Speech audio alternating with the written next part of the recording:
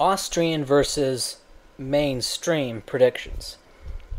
Even though Austrians don't consider prediction a proper test of an economic theory, to know why you should read up on Austrian econ, link in where the links are posted, Austrians have been able to predict better than any of the mainstream economic schools.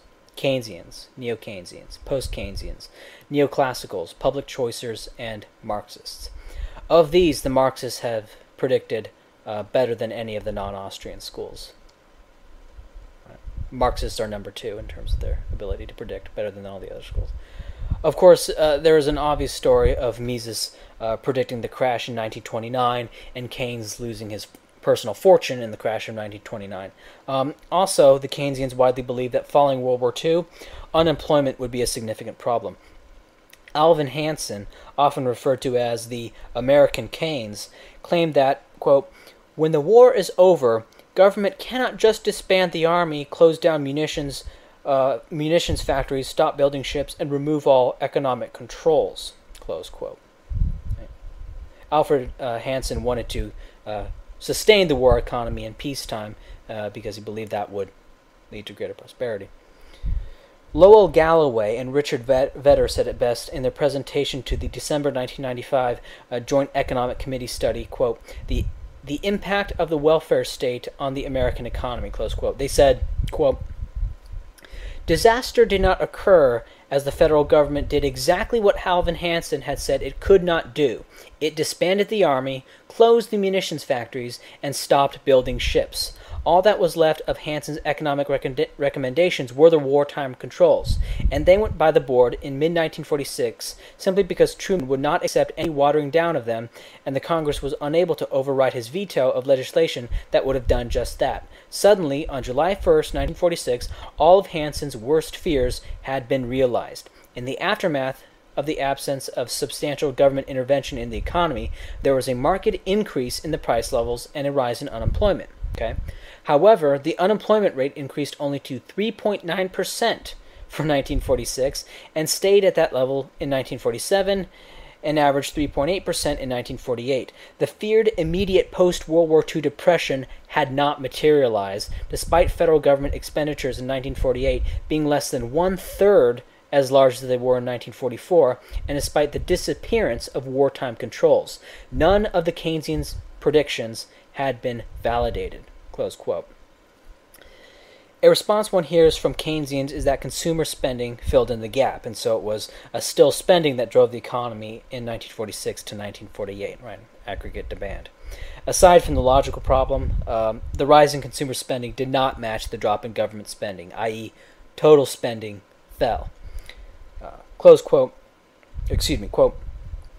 Keynesians and Friedmanites alike maintained that the gold bugs were dinosaurs, whereas Mises and his followers held that gold was giving backing to paper money.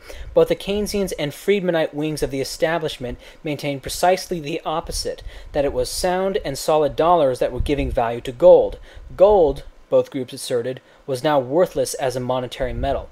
Cut dollars loose from the artificial connection to gold, they chorused in unison, and we will see that gold will fall to its non-monetary value, then estimated at approximately $6 an ounce.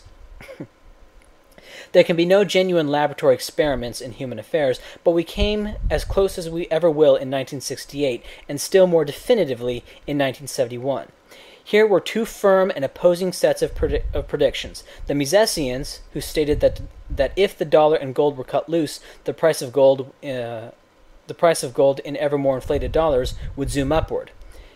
And the massed economic establishment, from Friedman to Samuelson is a Keynesian, and even including such ex-Misesians as Fritz Machlup, maintained that the price of gold would, if cut free, plummet from $35 to $6 an ounce. Goes on a little bit. Flouting all the predictions of the economic establishment, there was no contest between themselves and the Misesians. Not once did the price of gold on the free market fall below $35. Indeed, it kept rising steadily. After 1971, it vaulted upward, far beyond the once seemingly absurdly high price of $70 an ounce. here was a clear-cut case where the Misesian forecasts were proven gloriously and spectacularly correct, while the Keynesians and Friedmanite predictions proved to be spectacularly wrong. Close quote. Paul Samuelson, a Keynesian economist who, in my estimation, was more important than Keynes, in 1973 predicted that the USSR would pass the U.S. in per capita standard of living in 1990. In 1976, Samuelson said that, quote, "It is a vulgar mistake to believe people in Eastern Europe are miserable," close quote. In the 1985 edition of his textbook Economics, Samuelson asked whether the Soviet political repression was worth the economic gains. This was, according to Samuelson, quote, "one of the most profound dilemmas of human society," close quote. In the 1989 edition, 2 years before the Soviet Union finally kicked the bucket, Samuelson stated, "Contrary to what so many skeptics had earlier believed, the Soviet economy is proof that a socialist command economy can function and even thrive," close quote. Ben Bernanke, Federal Reserve Chairman, MIT PhD, said of Samuelson, quote, "Paul Samuelson was both a path-breaking and prolific economic theorist and one of the greatest teachers that economics has ever known," close quote. During the housing boom, in which, in total alignment with the Austrian theory of the business cycle, came to a bust, Bernanke said on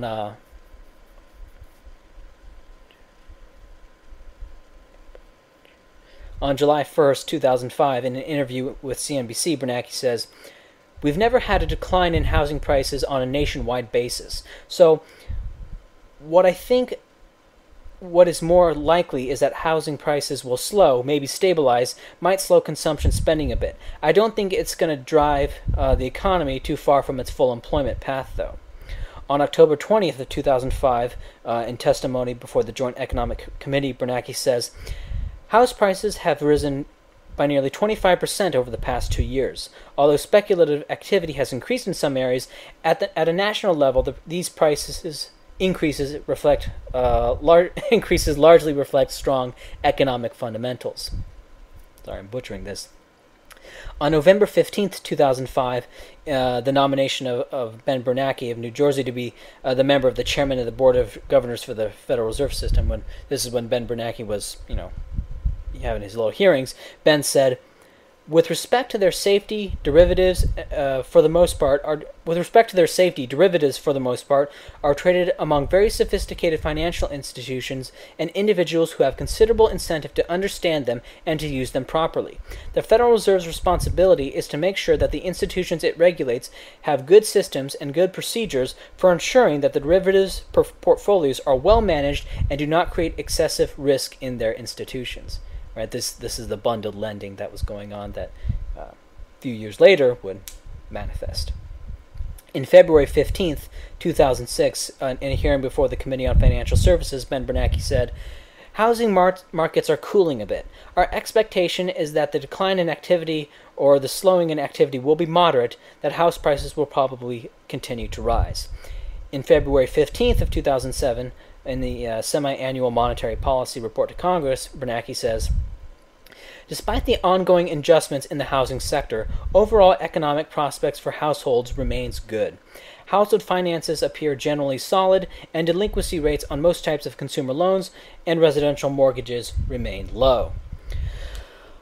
On March 28th, 2007, in a testimony before the Joint Economic Committee, Ben Bernanke said, "At this juncture, however, the impact on the broader economy and financial markets of the problems in the subprime market seem likely to be contained. In particular, mortgages with prime borrowers and fixed-rate mortgages to all classes of borrowers continue to perform well, with low rates of delinquency.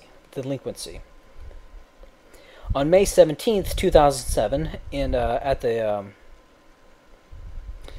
Federal Reserve Bank of Chicago's 43rd Annual Conference on Bank Structure and Competition, Ben Bernanke said, "All that said, given the fundamental factors in place that should support the demand for housing, we believe the effect of the troubles in the subprime sector on the broader housing market will likely be limited, and we do not expect significant spillovers from the subprime market to the rest of the economy or to the financial system."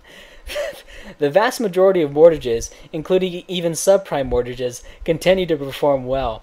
Past gains in house prices have left most homeowners and with significant amounts of home equity, and growth in jobs and incomes should help keep the financial obligations of most households manageable.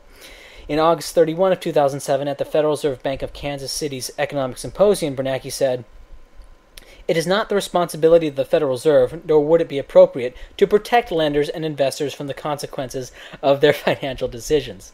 No bailouts. On January 10th, 2008, Bernanke said, "The Federal Reserve is not currently forecasting a recession."